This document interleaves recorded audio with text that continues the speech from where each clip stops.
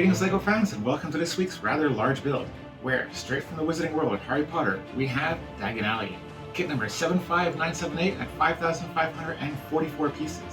And to anyone who's been watching my channel for a while, you might have realized I don't really do much in the way of Harry Potter sets. And it's not because I don't like the franchise, I think it's pretty great. But truth be told, I only have so much display room and I just can't do it all.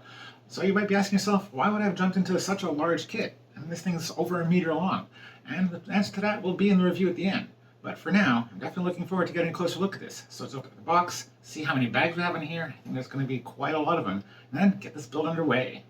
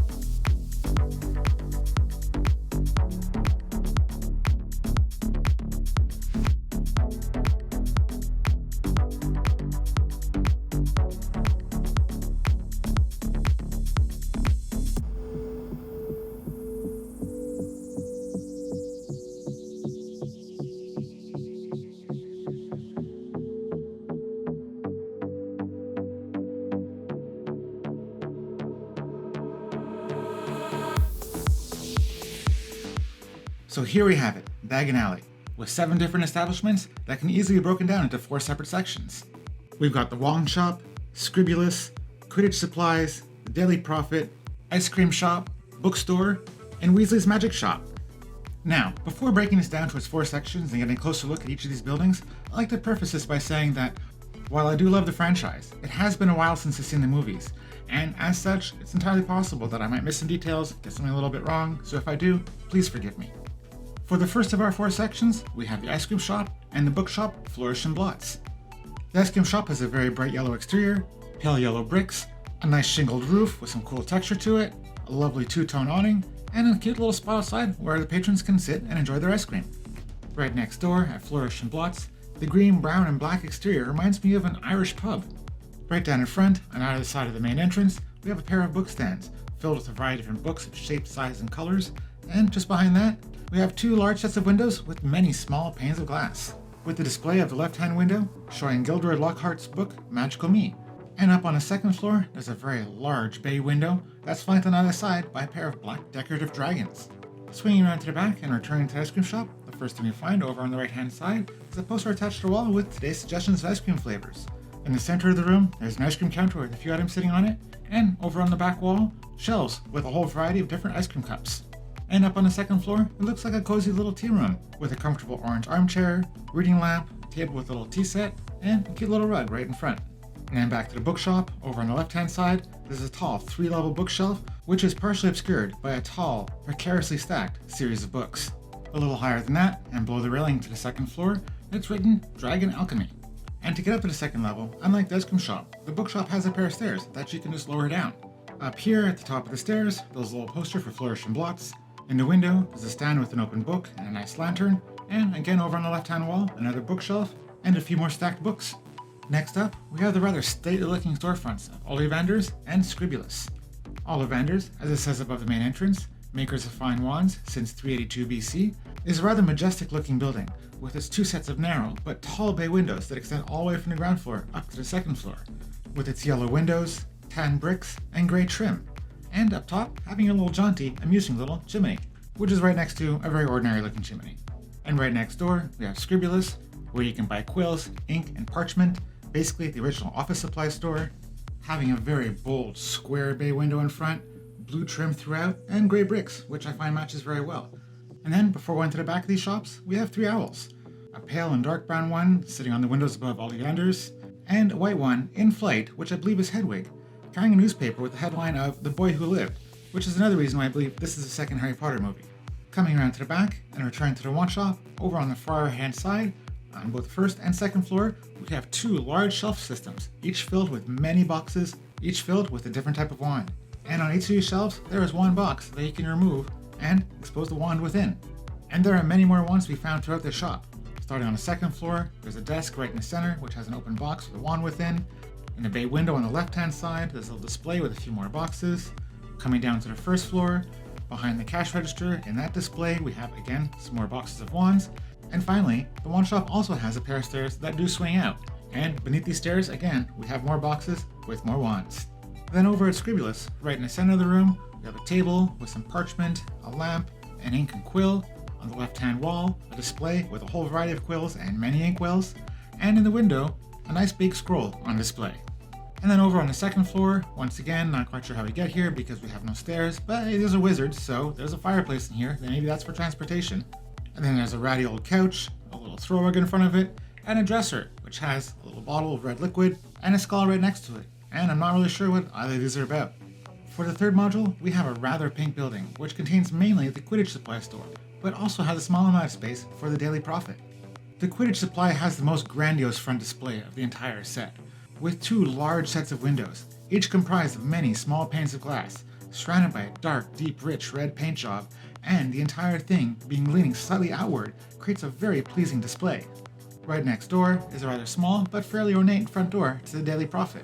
Up on the second floor, not too much to see, mainly a pink exterior, with different tones of brown spattered throughout, and up on the third floor, it's mainly an open roof, with a bunch more of that same newspaper on the right hand side, and a smaller covered section with really low ceilings, and all the windows being covered up by newsprint.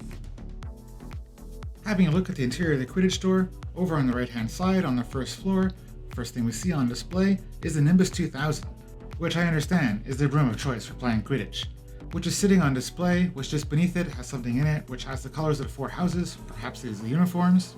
Over on the left hand side of the shop, we have some broom accessories and a mannequin in the window.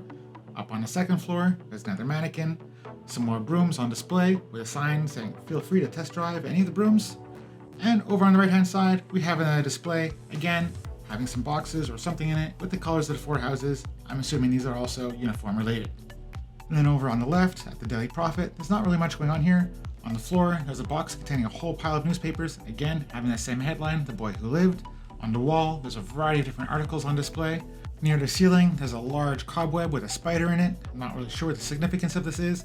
And then, up on the third floor, that really low ceiling zone, I have a feeling is also related to the Daily Prophet, because off in the backhand corner, we have another stack of those newspapers, some boxes piled up just beside that, I'm gonna guess there's more newspapers within, and a little further to the left, there's a little cheese wedge on the floor, with a little mouse or rat that's probably feeling pretty fortunate to have this cheese wedge all to himself.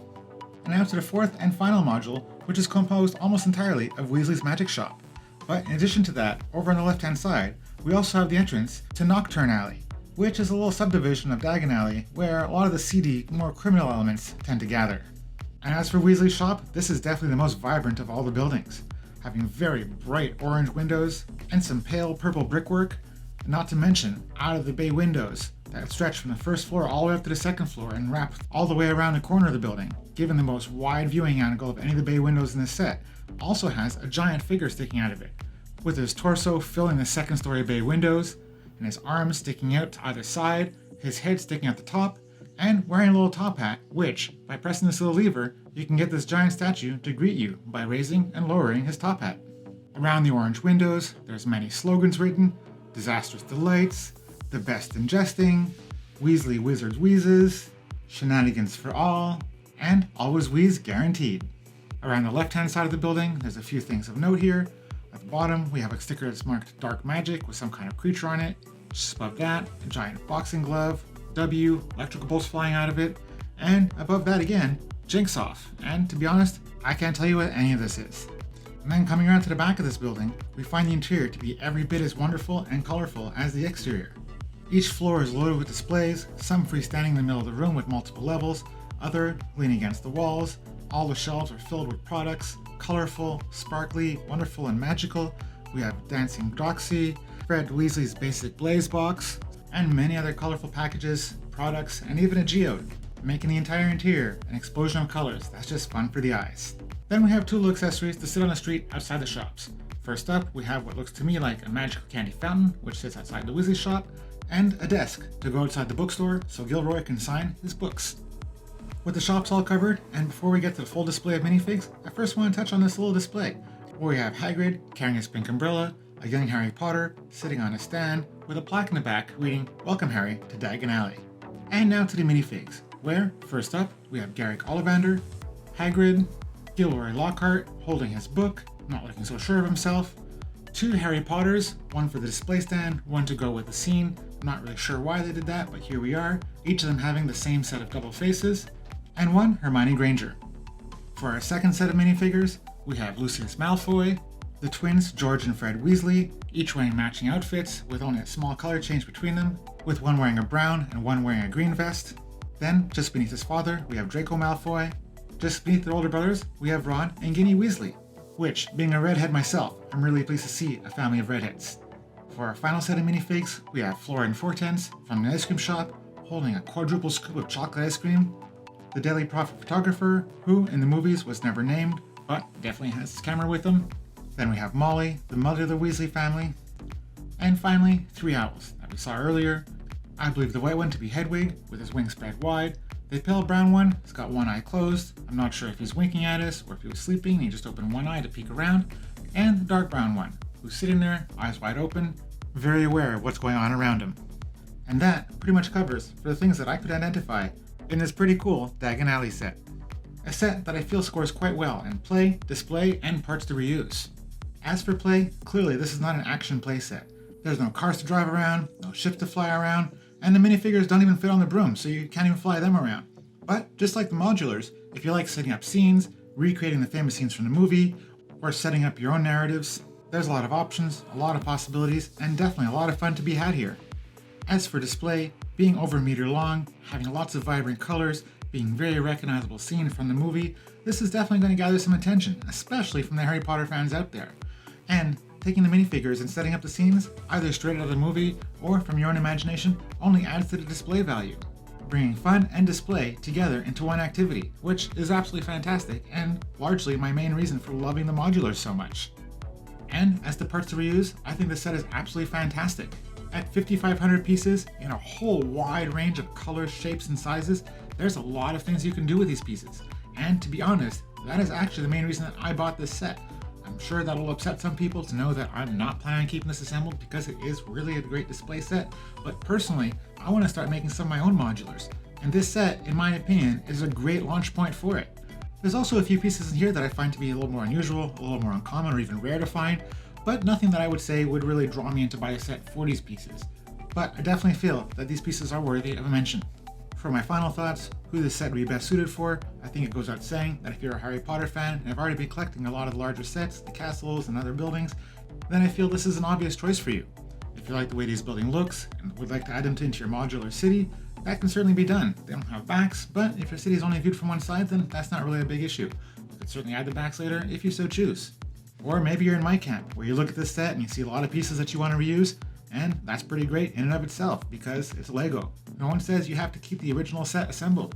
You can always mod it to make it your own, or take it apart to make your own creations, because it's Lego and how you decide to have fun with it is totally up to you.